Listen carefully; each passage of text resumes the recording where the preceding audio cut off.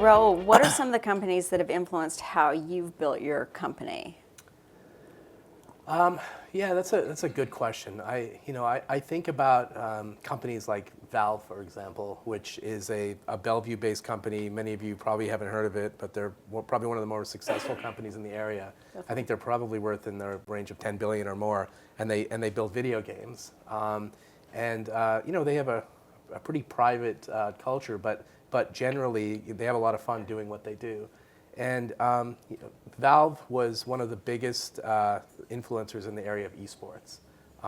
So I kind of look at a company like that. I think about my days at Microsoft, and I think Microsoft was probably the best move I ever made. I was there for around 4 years. And you had sold a company to Microsoft? No, I sold a company to HP. Okay. And then I joined Microsoft eventually. That's where I started Microsoft Ventures. But the one thing that I love about Microsoft was the culture of giving.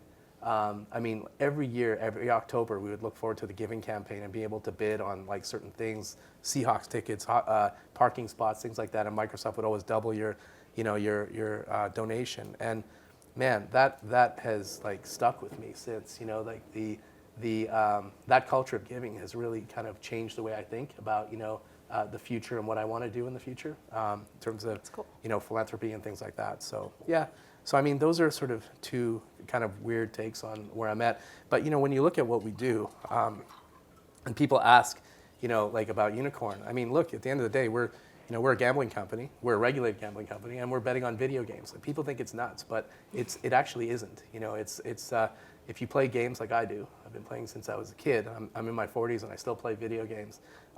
I might be an anomaly in my 40s, but the people in their 30s are not, and the people in their 20s certainly aren't. This is going to be a very big space, and I believe we're creating the future of entertainment. So yeah.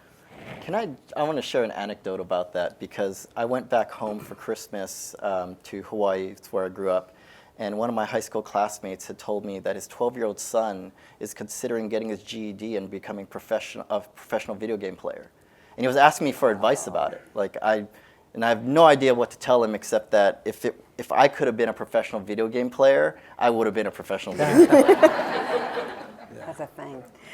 Man, new levels of careers. There's something else I wanted to mention, if you don't mind. It's basically when Bill introduces his company.